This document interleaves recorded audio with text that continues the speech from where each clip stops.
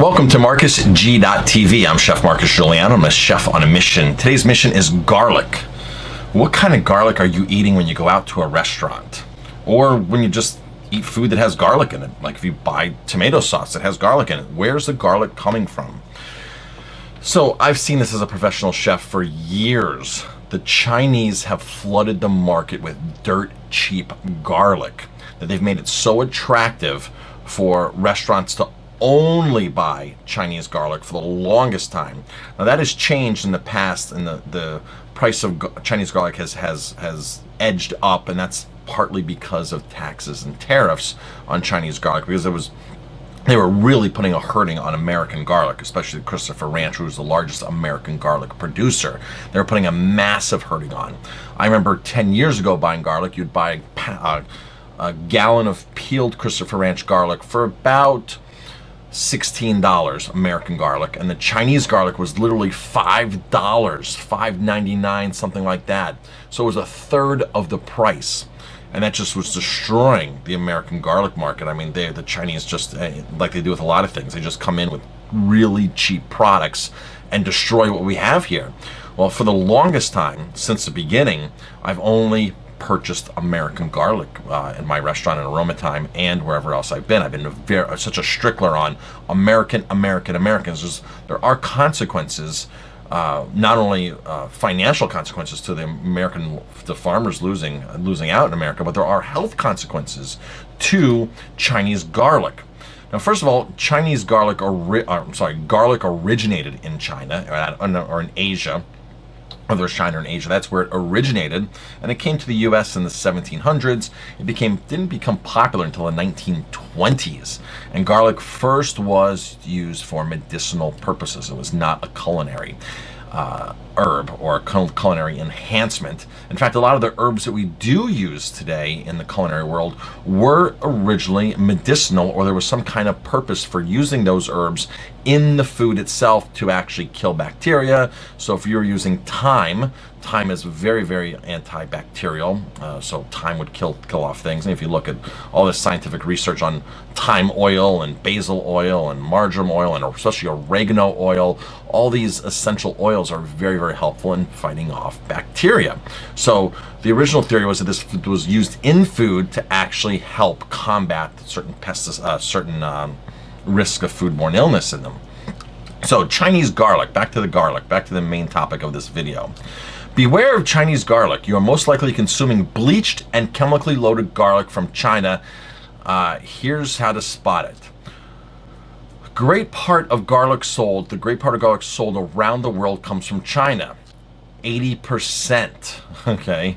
80%. I've said it's at least 80-90% in America. I mean, it is all over in restaurant supply houses for restaurants. Last year, the United States imported 138 million pounds of garlic from China. Some of you think it was grown in California, but it was actually shipped from China. Also, do not trust the organic certification methods in China when you see organic garlic imported from China. That's also another one.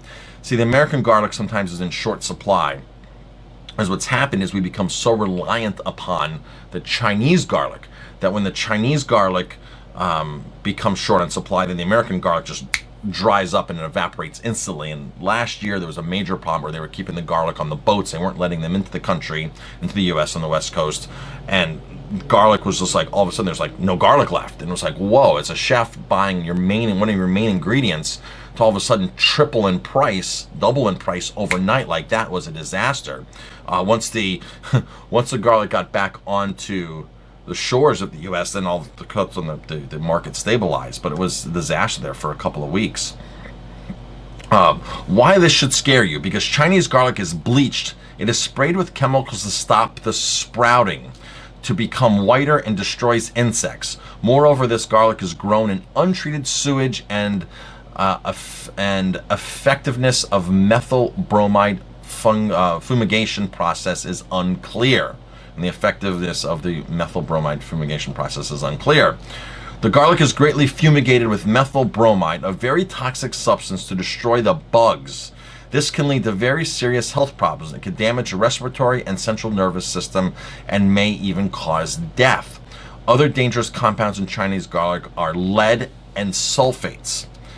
It can also be treated with ground inhibitors, and left in cold temperatures is subjected to over storage. Allicin, one of the greatest compounds in garlic, starts to decrease when garlic is overstored. That is the main compound. That is what you want in garlic. That is what the health benefits are. That is allicin, ALLICIN. That is the compound, and the longer you store it, of course, the more that dissipates.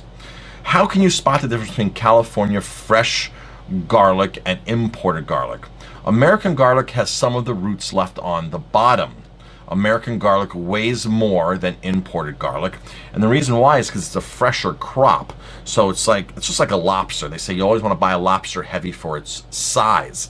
That means that it has more moisture content. The garlic has more moisture content, so it's a denser product, fresher. Chinese garlic dried out, sort of like almost dehydrated, almost to a certain point, so it weighs less based upon the volume. American garlic has more flavor than Chinese garlic.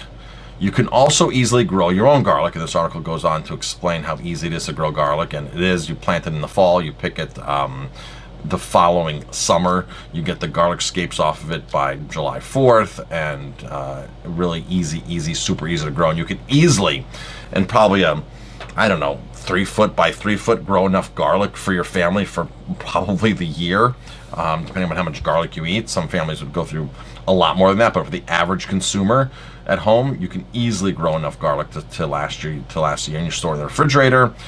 But yeah, Chinese garlic, buyer beware. The garlic is on the market. Chefs don't care. Chefs buy the cheapest. They'll save if they could save $1 on Chinese garlic a gallon for a peeled gallon, they would buy it, because this restaurant business, this restaurant industry, is a numbers game. It's all about buying the cheap. For most restaurants, it's all about buying the cheapest products possible.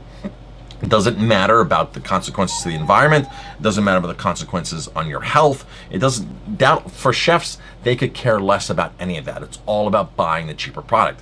Now, like I said at the beginning of this video, the garlic has etched up in price to Chinese garlic, so it's almost comparable to Christopher Ranch American garlic.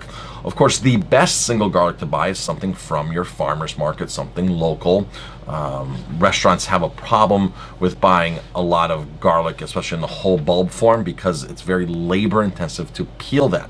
These big garlic manufacturers have a way to basically take sort of like jet engines and just blow off all the peel, so they'll lightly cure the garlic so the peel becomes a little drier and it becomes easier to actually blow off of the garlic. So that's how that's actually peeled. So I mean, I think I've only worked 1 or 2 places, and this was like 20 years ago, where we actually bought cases of whole garlic, and the way that we got away with peeling it was the chefs would take this, let it dry out for a week or so underneath a kitchen table, and then take the whole garlic and put it in what's called a buffalo chopper, or something like a food processor, but this is a much larger version. Throw in the buffalo chopper with the peel on and everything, and just chop the blaze out of it.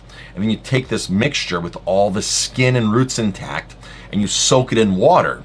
Well, once you've allowed this to dry, the garlic, the theory was drying the garlic underneath a table would make the skin float to the top. So the skin and the roots would float to the top of the water, and you could skim that off, strain the garlic, and there you have chopped garlic.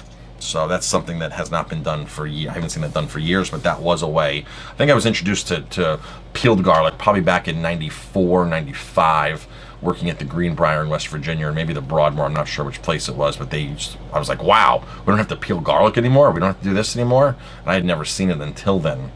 So Chinese garlic, it's all over. Ask questions when you go out to eat, when you go to shop. You have choices in grocery stores now, and definitely hit the farmer's market.